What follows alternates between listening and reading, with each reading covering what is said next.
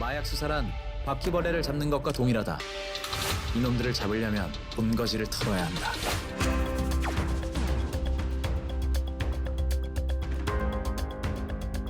너희 모두는 마약류 관리법 위반 현행범으로 체포되거다.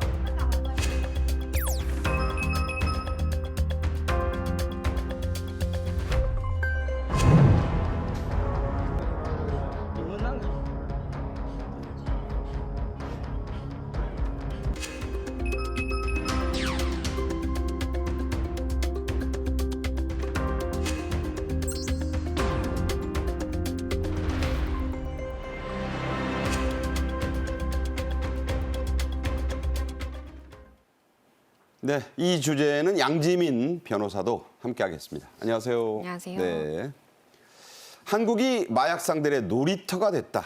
사실 인정하긴 싫지만 사실인 것 같습니다. 충격적 소식이죠. 국내 마약 사범 가운데 3분의 1이 공급 사범이라고요? 네, 맞습니다. 우리가 한때는 마약 청정국이라는 그런 자부심을 갖고 있었거든요. 근데 이미 2016년도부터 마약 청정국의 지위를 내려놨고요. 지금 작년에 이제 기준을 봤을 때 전체 마약 사범 23,022명 중에 공급 사범 비율이 33.6%가 해당된다는 많네요. 것이죠. 그래서 역대 가장 많은 마약 사범이 단속됐던 2023년에 33.1%였는데 그것보다 훨씬 높은 기록을 비교하고 있고요. 그다음에 2004년에 16.0%인 걸 비교하면 지금 마약 공급책들, 마약 공급 사범들이 굉장히 많이 증가하였다라고 볼 수 있습니다. 네. 국제 마약상들 영화 드라마에 많이 나오잖아요. 얼마 전에 나온 무슨 사제 관련된 드라마에는 100가지 가지고 들어와서 만듭니다. 이게 실제 상황을 아예 반영 안 했다고 볼 수 없죠. 그 이유, 우리나라 마약값 아시아에서 가장 비싸게 팔린다고요? 마약 사범들 입장에서는 아주 많은 수익을 낼 수 있는 국가가 우리나라입니다. 네. 대표적으로 한국하고 일본인데요. 지금 필로폰을 기준으로 봤을 때 그람당 소매가가 약 300달러, 그러니까 우리나라 돈으로 약 43만 원 정도인데요. 1g에? 맞습니다. 미얀마는 10.39달러, 태국이 19.13달러이기 때문에 엄청나게 고소득을 낼 수 있는 거예요. 마약 판매상들 입장에서. 저거 한 봉지가 얼마입니까 도대체? 이따 또 나오겠으니까 다시 말씀을 드리겠습니다. 봉지 하나만 해도 수백억의 가치가 있습니다. 금전적으로 환산을 하면요. 그래서 지금 이 마약의 이제 거래가 우리나라에 늘어난 가장 큰 원인 중에 하나가 이제 코로나19를 꼽을 수가 있거든요. 비대면 거래가 활성화됐고 이때 이제 동남아 등 이런 마약상들이 이 마약을 판매하지 못했던 그런 것들 재고 처리를 하는 거죠. 그걸 이제 우리나라의 단가가 높기 때문에 이런 것들을 집중적으로 대량 유통하는 그런 내용들이 발생하고 있는 것이고 지금 해외 외국인 마약 사범도 굉장히 증가하고 있는 추세입니다. 네, 특히 비대면 거래, 그러니까 안 만나고 마약을 거래한다는 얘기죠. 그거 많습니다, 수법이. 그래서 마약 유통이 활개를 치고 특히 2030, 심지어 10대 마약상들도 있어요. 맞습니다. 이 텔레그램에서 마약방이라고 일컬어지는 이 단체 채팅창에 들어가 보면 실제 청소년들도 굉장히 많다라고 전해지고요. SNS라든지 아니면 가상자산 기반으로 비대면으로 이런 거래를 손쉽게 할 수 있다 보니까 이런 비대면 거래가 마약 유통의 주축이 됐다라고 네. 볼 수 있겠습니다.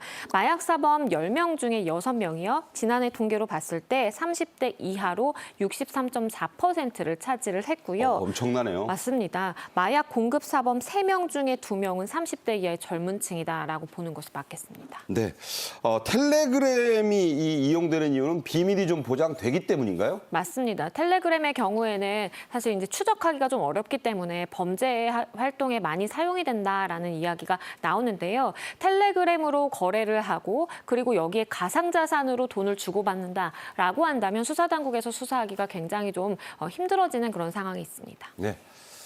강릉이란 제목의 조폭 영화가 생각이 나는데 강릉 분들 기분 나빠하지 마세요. 작년에 강릉에서 적발된 코카인 밀수 사건, 우리나라 역대 최대 규모였죠? 네, 지난 4월 2일이었죠. 그래서 세관 당국과 해양 경찰이 이제 합동으로 이제 단속에 성공을 한 그런 사례인데 이 제보를 FBI에서 해줬습니다. 미국 연방 수사국에서 제보를 해줬고 이 정보를 줬는데 그러니까 지금 지난 2일 오전 6시 30분께 이제 벌크선인 32,000톤급 선박에 실려 있던 그 마약류를 적발한 건데요.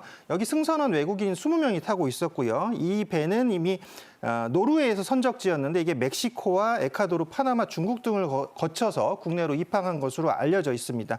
여기서 이제 나온 마약이 1kg 단위의 코카인 클록 수십 개, 그러니까 약 박스 57개를 발견했고요. 중량은 2톤, 시가는 1조 원 상당이고요. 조원. 1조 원입니다. 네. 그리고 여기 투약할 수 있는 인원 6,700만 명. 그러니까 우리나라 인구가 한 5천만 명 정도 되잖아요. 우리나라 인구보다 더 많은 그 양을 투약할 수 있는 남북한 합치고도 남겠어요. 분량이라고 보시면 됩니다. 그러니까 국내에서 최대 규모의 마약을 발견한 거라고 볼 수 있습니다. 네. 자, 이 마약단을 검거한 과정도 그야말로 드라마 같습니다. 기상 악화 때문에 마약 거래가 5번이나 실패한 게 수사 당국에는 외려 행운이 됐다고요? 그렇죠. 이게 처음에는 우리나라에 빈 배로 들어와서 이 수출해갈 물건을 싣고 우리가 갈 계획이다라고 이렇게 입항을 한 상황이었어요. 그래서 빈 배로 위장하고 입항을 했는데 알고 보니까 선박 기관실의 밀실에서 코카인이 발견이 된 것입니다. 네. 이 일당들의 계획은요. 페루에서 출항을 해서 파나마에서 코카인을 수령하고 중국을 경유해서 한국에 입항하는 것이 목적이었습니다. 말씀해 주신 것처럼 해상에서 밀거래로 이렇게 다른 선박에 이 코카인을 옮기기 위해서 5차례 시도를 했는데 기상 상태가 안 좋다 보니까 이걸 다 실패를 했던 거예요. 네. 그래서 사실은 이렇게 적발을 해낼 수 있었던 상황이고요. 알고 보니까 중남미 마약 카르텔과 연계가 되어 있는 조직이었고 운반 대가가 최대 1억 원가량 했다라고 합니다. 갖다 주는 것만으로도 1억 원 준다. 맞습니다. 그렇기 때문에 합동수사본부가 일단 밝히기로는 2명을 구속을 한 상황인데요. 추가적인 공범이 더 있을 가능성을 열어두고 수사를 확대하겠다라고 당시에 밝혔습니다. 얼마 전에 해녀를 주제로 한 영화에 저렇게 바다에다가 둥둥 띄워놓고 가져가는 거 생각이 나는군요. 정부는 이 사건을 계기로 60일간 대대적인 마약 집중 단속에 나서기로 했습니다. 어떤 조치들을 취하나요? 네, 60일간 정부는 특별 단속 기간을 정해서 일단 지금 이번에 강릉에서 선박에서 들여왔던 그런 마약 사범들 같은 경우로 집중 단속할 예정입니다. 그래서 해외 밀반입 차단, 국내 유통 억제, 그리고 의료용 마약류 오남용 차단 등 3가지의 테마로 이루어지고요. 여기에는 이제 경찰청, 검찰청, 식약처, 해경, 관세청, 법무부 등 범정부 기관이 다 참여를 하게 되어 있습니다. 특히나 이제 관세청과 경찰청은 우범자 정보를 실시간으로 공유하고 특히나 이제 공항에서도 뭐 이온 스캐너라든지 라만 분광기 등을 통해서 입국하는 분들의 어떤 그런 마약 사범들이 있는지 그런 여부도 확인할 예정이고요. 또 아까 선박에 대해서도 수중 드론이나 잠수 직원 등을 투입해서 여기에 대해서도 지금 마약류를 싣고 오는지 그런 여부도 확인할 예정입니다. 그런 거가 이게 비추면 나옵니까? 아까 말씀하신 네, 충분히 기계. 나오고요. 마약류 뭐 탐지견을 통해서도 적발을 해낼 수 있고 또는 이런 여러 가지 장비를 통해서도 마약류 적발이 가능합니다. 네, 말씀하신 대로 이 후각이 발달한 사람 보고 흔히 하는 말이 있죠. 개코 같다. 이 마약 탐지견들이 없었더라면 과연 이 마약 수사 이만큼 효과적으로 할 수 있을까 싶은데 인천 쪽에 많이 투입했죠? 그렇죠. 전국 9개 공항과 항망세관에 이 세관 탐지견 41마리가 이제 배치가 되어 있는 상황인데요. 특히 인천공항에 21마리가 배치가 되어 있는 상황이고 인천항에 2마리가 있습니다.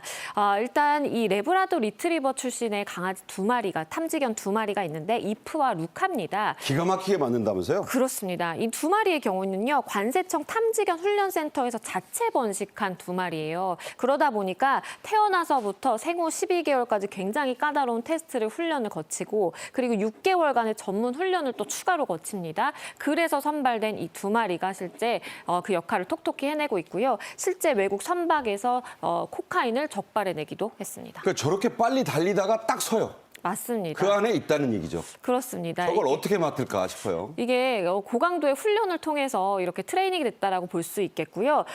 집중력, 후각, 그리고 지구력 테스트를 거친다라고 하니까요. 정말 엄선된 이 2마리 이프아루카입니다.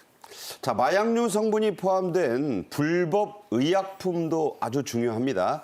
이것에 대한 단속도 강화를 한다고요? 왜냐하면 이게 이제 온라인을 통해서도 이러한 마약 성분이 들어간 약들을 주고받을 수가 있거든요. 그러다 보니까 특히나 온라인 불법 마약류 광고라든지 그리고 해외 직구를 통해서 이렇게 주고받는 경우가 있다 보니까 통관도 굉장히 이제 강화하고 있는 상황입니다.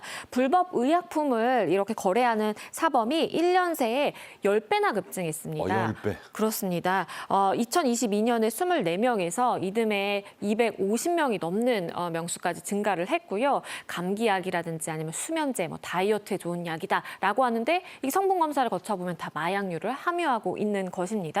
그리고요, 일부 병원들에서는 프로포폴이라든지 아니면 ADHD 치료제다라고 하면서 주의력 결핍 증후군이죠. 그렇죠. 그런데 이러한 필요한 약만큼을 처방하는 것은 문제가 안 되지만 이걸 오남용으로 비출 만큼 정말 과다하게 처방하는 의원들을 선정을 해서요, 집중적으로 단속을 나설 계획이고요. 또 양귀비나 아니면 대마 개화기에 맞춰서 허가지 재배지의 이 합동 단속도 이루어질 예정입니다. 네. 양귀비를 관상용으로 기르는 분이 있어요. 근데 그 양귀비는 마약 양귀비하고 다른 겁니다. 대마도 기르시는 분이 있는데 잘못하다간 감옥 가십니다. 마약 우범지대인 이 유흥가, 클럽 많잖아요. 여기에 대한 단속도 강화합니다. 실제로 지난 주말에 서울 강남의 이 클럽, 유흥업소 화장실에서 성과가 나왔다고요? 네, 강남 클럽을 이제 조사를 했더니 여기에 이제 화장실에서 마약 의심 물질을 담았던 비닐팩이 발견되었던 것이죠. 그래서 지금 경찰에서는 클럽과 주점 등 유흥가 일대를 집중 단속하겠다라고 밝히고 있고요. 특히나 이제 이 마약류의 어떤 그 마약류 주사기, 비닐팩 이런 것들이 발견된다라고 하면 마약류 유통 조직 수사로 확대해서 지금 전면적으로 수사를 실시하겠다 이렇게 얘기를 하고 있고요. 우리가 이제 과거에 그 버닝썬 사태가 한번 있었잖아요. 네. 거기서 보면 이제 클럽들이 마약의 이제 유통 투약 창구로 활용되는 경우가 굉장히 많습니다. 그렇죠. 그래서 10대, 30대 젊은 연령층이 지금 마약 투약류가 증가하고 있기 때문에 이런 그 주점 또는 클럽 이런 유흥가를 중심으로 이런 유통 투약을 방조하는 혐의도 좀 확인할 거고 만약에 방조하는 혐의가 있다면 그런 업주도 처벌하는 것까지 지금 고려하고 있습니다. 신고자는 철저히 그 이름을 감춰줍니다. 보상금도 준다고요? 네, 지금 이 마약류 같은 경우는 사실 보이지 않는 범죄입니다. 암수 범죄라고 표현하는데요. 그렇기 때문에 여기에 이제 신고자의 역할이 굉장히 중요합니다. 그래서 신고를 하면 여기에 대한 포상금도 지급할 예정으로 알려져 있습니다. 네, 절대 걱정 마시고 신고도 하시고 보상금도 받으셨으면 합니다. 자, 마약 범죄는 특성상 국제 수사 공조, 국제 공조란 영화도 있었잖아요. 필수적입니다. 일단 태국, 베트남이 우리의 수사 주요 협력 대상국이라고요? 그렇죠. 이 동남아로부터 우리나라의 마약이 일단 반입이 되고 나면 그 이후에는 이걸 수사하기가 굉장히 힘들어집니다. 그렇기 때문에 우리 수사당국에서도 일단 우리나라에 유입되기 이전에 좀 차단하겠다라는 의지를 가지고 태국이나 베트남이라든지 이런 마약 유입국에 수사관을 파견하고 있는 그런 상황이고요. 아시아 마약범죄 대응 실무 협의체를 통해서 정보를 서로 공유하는 시스템이 마련이 되어 있습니다. 네. 특히 태국에서 오는 우편물이라든지 특송, 해상 화물에 대해서 합동 검사를 또 실시를 하고 있는 상황이고요. 해외 거점부터 이렇게 선제적으로 대응해서 아예 우리나라로 들어오는 마약 반입을 막겠다라는 의지입니다. 네, 국경에 이제 도달하기 전에 또 우리 세관으로 들어오기 전에 잡아야 의미가 있겠죠? 맞습니다. 네. 자, 검찰은 이른바 글로벌 공조를 통해 국제마약단을 검거한 바도 있습니다. 이게 무려 5대륙을 망라한 조직이었죠. 네, 이게 유럽, 북미, 중남미, 오스트레일리아, 동남아 등 5개 대륙에서 마약을 밀수 유통한 그런 그 그룹이었고요. 오, 대단하네요. 네, 이게 지금 검찰에서는 1년 동안 수사를 해서 여기에 지금 해외 체류 중인 해외 발송책도 국내로 송환해가지고 여기에 지금 수사를 마무리를 지었고요. 여기 유통 밀수 사범 총 32명을 입건해서 26명을 구속 기소했다고 밝히고 있습니다. 그래서 검찰은 앞으로도 미국 국토안보수사국과 또 관세국 경보호국과 수집한 정보를 첩보를 수집해서 공유해서 이런 신속하게 수사를 진행하겠다라고 밝히고 있습니다. 네, 미국의 관세 국경보호국, 미국의 국토안보수사국 이런 곳들과 우리 서울세관이 공조한다는 말씀을 전해드립니다. 요즘 마약 사범들 정말 빠르게 움직여서 잡기가 쉽지 않습니다. 뛰는 놈 위에 나는 놈이라고 하는 말이 그대로인데요. 수사 당국은 더 빨라야겠지요.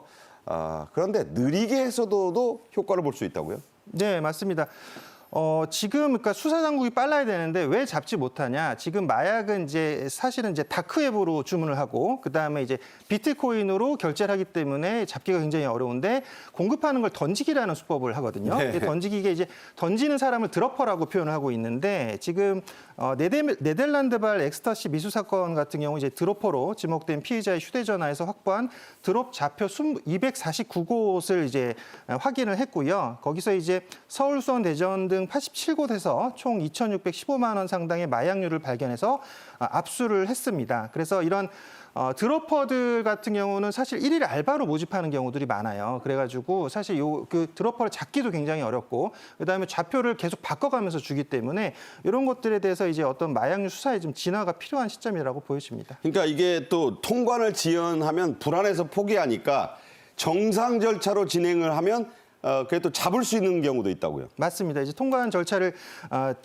그래서 인천 공항 세관 같은 경우는 이제 이런 캐나다 국제화물 통관 절차를 협조해서 신속하게 끝냈고요. 그래서 국제화물이 인천 공항에 들어온 후에 48시간 만에 국내 수거책을 검거했습니다. 자, 정부 당국은 마약 문제로 힘들어하는 분들을 위해서 상담센터 운영하고 있거든요. 영상 보시죠. 식약처와 한국마약퇴치운동본부는 마약 중독 예방과 근절에 힘쓰기 위해 24시간 원스톱 마약류 상담 서비스 1342를 운영하고 있습니다. 마약류 전화 상담센터에서는 오남용 예방 상담, 마약류 사용자 중독 심리 상담, 마약류 중독 관련 안내, 한국마약퇴치운동본부의 연계 관련 안내 등 다양한 서비스를 제공합니다. 마약류 문제로 힘들 때 1342 언제나 함께하는 24시 마약류 전화 상담센터 1342를 기억하길 바랍니다. 1342번입니다. 자, 이 전문 상담사분들 1년 365일, 24시간 언제고 대기해서 상담해 드린다고요? 그렇습니다. 이게 12명이 돌아가면서 상담을 하는데 정말 쉬는 날 하나 없이 24시간 대기를 하고 있으면서 혹시나 도움의 손길이 필요한 상담자를 상담을 하고 있습니다. 하루 평균 한 20통에서 30통 정도 전화 상담이 온다고 하고요. 많아요. 그렇죠. 전문 상담사가 정말 끝까지 대응한다라고 해요. 한 사례는요.